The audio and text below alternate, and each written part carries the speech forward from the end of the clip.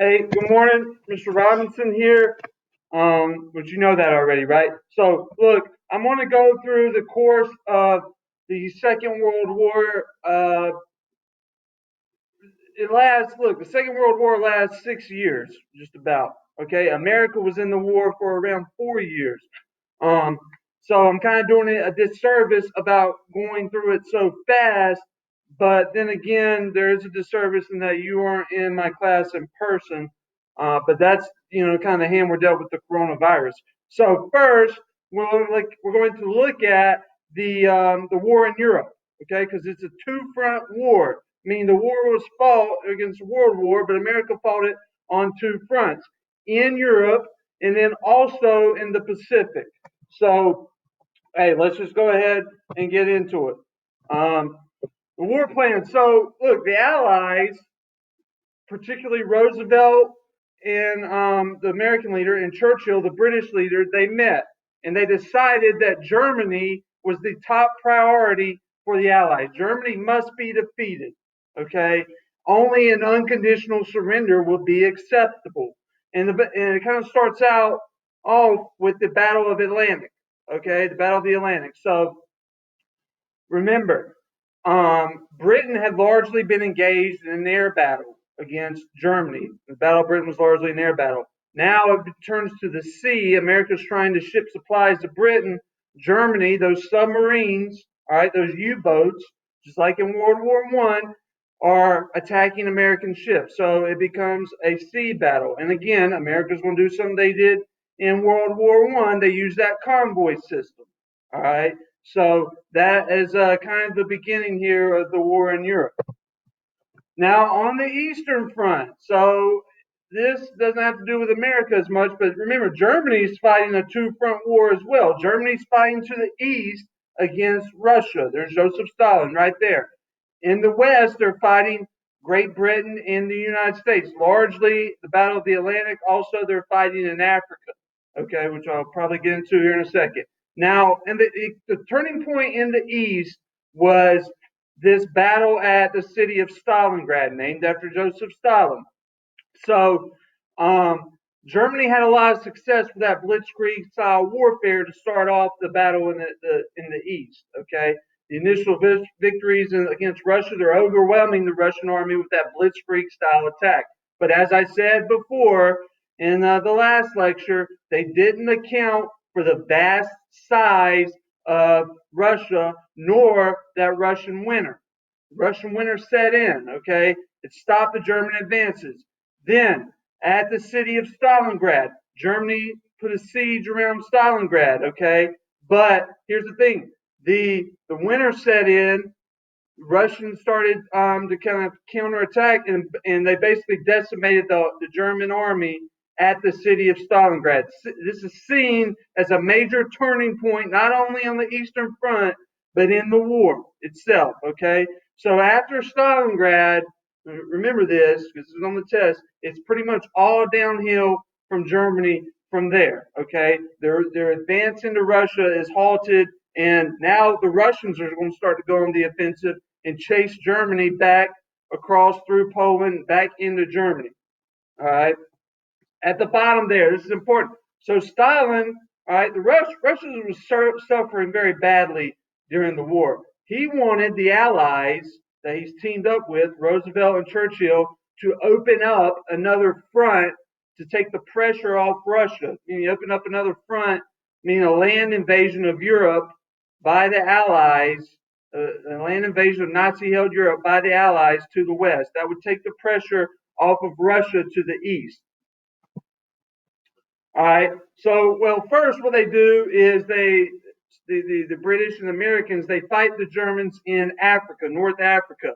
And they fight the Italians there too. Remember, the Italians have been going into Somalia and Ethiopia trying to recreate that Roman Empire.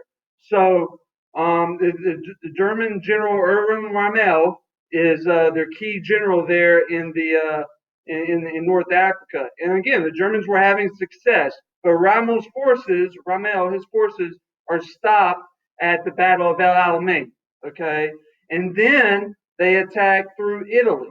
All right, so the it's almost a two-front war now, but really the big thing that's going to happen here is the Allies, as far as Great Britain and the United States, are going to attack Germany through Nazi-occupied France. All right, I typically show my students a couple videos about this, but it's known as D-Day. All right, the largest land invasion, largest amphibious invasion in history. All right, so it's a big deal, just like your teacher.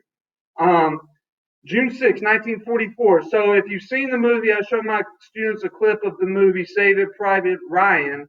It's an amphibious invasion where they're getting off the ship, off the boat, and attacking the beachhead in France. Okay, known as Operation Overlord, planned by the senior commander of the American forces, General Dwight David Eisenhower, who later it's important here. Later, he's going to become your 34th president of the United States.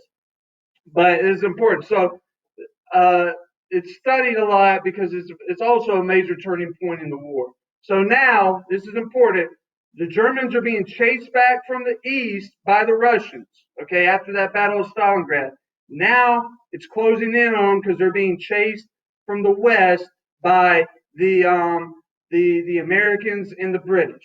Okay, it's a very intense battle here at the Battle of D-Day, but it's very important that you know that. There's again another picture. So that the picture there kind of shows what they had to do. Now, I talked to my grandfather about this. He was in the battle, and he said basically they had been trained in England. Okay, the Americans had. They loaded on a ship, went from England into France, and they had to land on France and establish a beachhead and travel through France, and eventually they go through Germany, led by a guy, General George Patton. Okay, but planned by Dwight David Eisenhower. So as they are coming through France, the Germans, what they do is the Germans launch an all-out last attack. All right, it's basically a desperate gamble by Adolf Hitler and the Nazis to try to counterattack and overwhelm the Allies to the west. It's known as the Battle of the Bulge. Germany was in retreat. They launched this last-ditch gamble. It's like they're getting beat, all right, and they just throw this last haymaker, hoping it's going to work. And it doesn't. And they had a little bit of initial success, but it doesn't work. Roosevelt wins a fourth term. Okay, unprecedented. It's even unprecedented that he won a third term, but now he wins a fourth term of office. Okay, now there's a constitutional amendment saying presidents are limited to 2 terms, but Roosevelt had won a fourth term. And it's also important here that his vice president during this run was Harry Truman. Okay, before it had been someone else, now it's Harry Truman. Again, it's closing in on the Germans. Okay, you have the Soviets coming in from the east, and then the Americans and British from the west. And then victory in Europe, known as VE Day. Okay, and it's basically they come into Berlin. The U.S. forces and the British, they come into Berlin, but really the Russians get there first. And what they find out, okay, which they kind of knew this was going on, but it wasn't widely reported, or the leaders knew it was going on, okay, but a lot of the generals had no idea. Was this Holocaust, okay?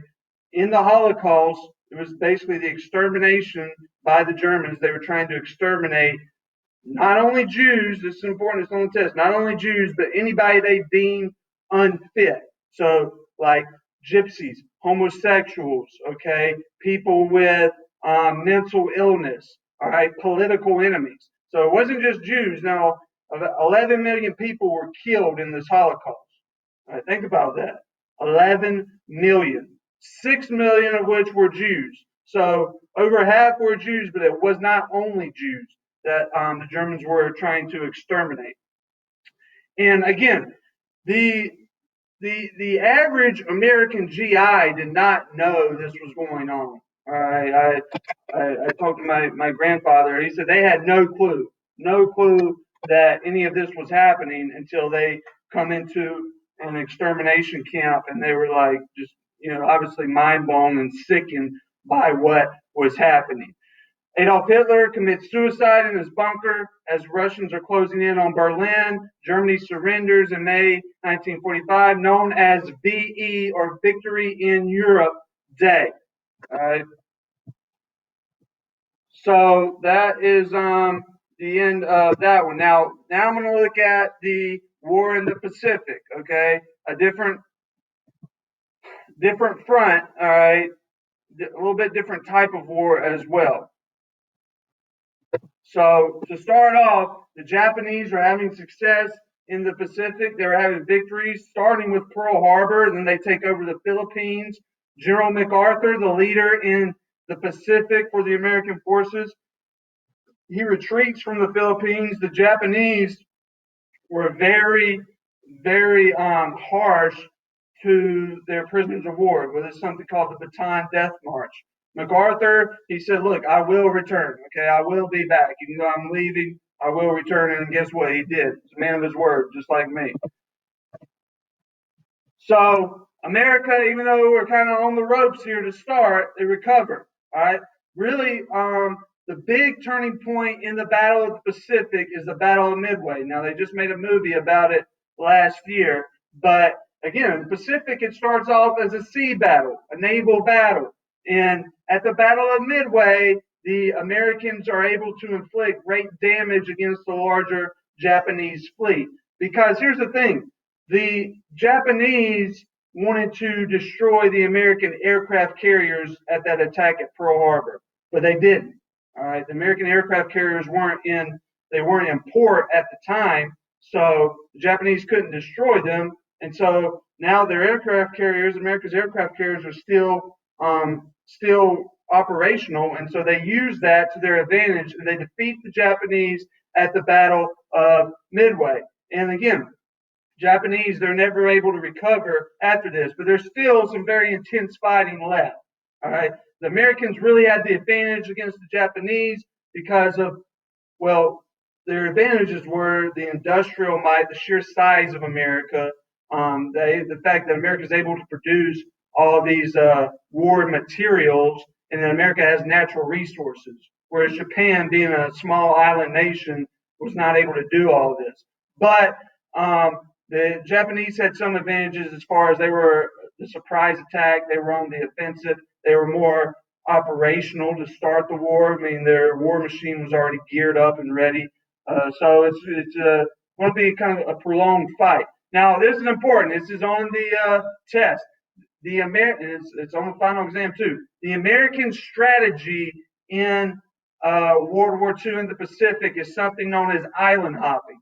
So Japan was a good ways away from American naval bases in the Pacific. So in order for America to get there to inflict damage on mainland Japan, it literally has to hop from island to island to island to island to get closer to Japan and attack. So every time they go into these islands, like Guadalcanal, the Philippines, Saipan, Tinian, what they have to do is an amphibious assault, not on the scale that Americans did in D-Day in Europe, but they have to attack an amphibious assault, attack these islands, going from the ship to the beach every time. All right, and this is hard to do. Trust me, I was in the Marine Corps. That was literally my job, was to get off a boat and attack an island. Now, I never actually did that, but I rehearsed it a lot, and it's difficult. So that's the strategy in the Pacific. Now, also, this is important, okay? In the Pacific, the Americans largely used the United States Marine Corps to attack and do these amphibious assaults, because that's what Marines specialize in. And I'm telling you right now, anytime the United States Marines go in, it normally doesn't end very well for the other guys. Just know that. So Iwo Jima is another battle. Okinawa is another one. These are very high casualty rates particularly on the Japanese side, because Marines typically inflict more damage than they receive. But there are also 6,000 Marines die at Iwo Jima, and as Americans are getting closer with that island hopping to Japan, the resistance becomes more fierce because the Japanese, being a very proud people, they tied their religion in a sense to the welfare of their nation. All right, they were led by their emperor, who they thought was ordained by God.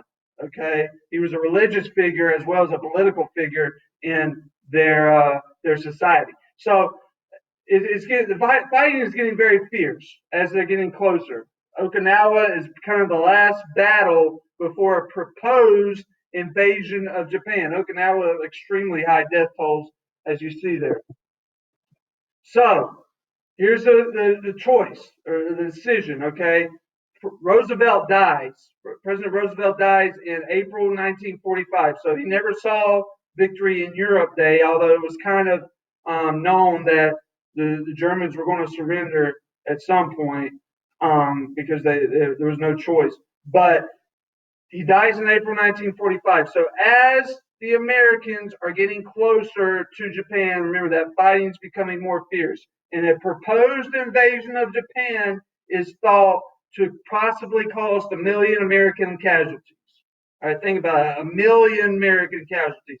That's how fighting the fierce was, how fighting the Japanese, how fierce the Japanese fighting was. So, as I talked about before, America had mobilized scientists to develop a weapon of mass destruction at the beginning of the war. One J. Robert Oppenheimer, he leads a project in the desert Los Alamos, New Mexico, known as the Manhattan Project. And basically what this project was to develop an atomic bomb. Now, America wasn't the only one trying to do this, okay? The Germans were trying to develop it. The Russians were trying to develop it. So eventually, America does develop this atomic bomb, the very first country to develop it and to have it operational. And so it comes down to this new president who's newly inherited the office of President of the United States, Harry Truman. Should we use the bomb? Harry Truman says yes. Okay, and ultimately he decides this to save American lives. All right, but I mean, you're going to see this weapon is just like nothing that's ever been seen before.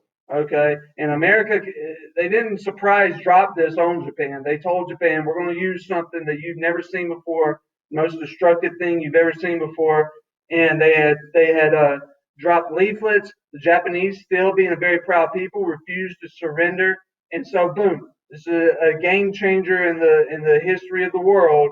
August 6, 1945, the first time it's ever been done, an atomic bomb is dropped on a human population. Okay, the Enola Gay drops an atomic bomb on Hiroshima. The Japanese still don't surrender. So 3 days later, Truman says, send it again. They drop another one on Nagasaki on August 9th. And eventually the Japanese, because they realize there's no way out. All right, America's going to keep dropping bombs here. They're just going to decimate. I mean, 60,000 people were just boom, dead when this bomb is dropped. And so the Japanese surrender is known as Victory, VJ, or Victory in Japan Day. Okay, now that decision to drop the atomic bomb, a lot of people have various thoughts and feelings about it, but I just know that it was a huge decision because it's never been done. He did it twice, or we did it twice, never been done again. And this kind of begins the nuclear arms race. America has the bomb, so at this point, America is the strongest country in the world. Nobody can contend with America because we have the atomic bomb. Nobody else has it. All right, but all these other countries, particularly Russia, are going to try to develop, and they are going to develop an atomic weapon. So rebuilding the world. This is at the end of the surrender by both sides. In Yalta, 1945, there's a meeting of the Big Three, and the Nuremberg trials. You have a division of Germany. So now this leads into the next unit. You're going to have what's called a Cold War. It's basically Germany and Europe is split. All right, not only Germany, but Korea was split too. And you have basically a Russian side, a Russian sphere of influence, and a American, British, or Western side sphere of influence. Okay, remember the Russians are a communist nation, so they're trying to impose a communist will over the countries that they're ruling over. The Americans and British are trying to impose democracy over the countries that they're ruling over. All right, so you're going to have kind of a clash of ideas, and we'll get to more of that in the next unit. At the Nuremberg trials, this is a trial where the Nazi leaders are convicted and put on trial. They're put on trial and convicted of war crimes. A lot of them are executed or just imprisoned for life. So hopefully this helps you remember that assignment or the project is I basically give you a list of battles, events, things that happened in World War II. Hopefully this video will help you with that. And you have to look it up when it happened, and then what theater was it in? Was it in the Pacific or was it in the European theater of war? Now, some of the events occurred in America, some occurred in Africa. So those you would put neither. Okay, please, if you have any questions, email me.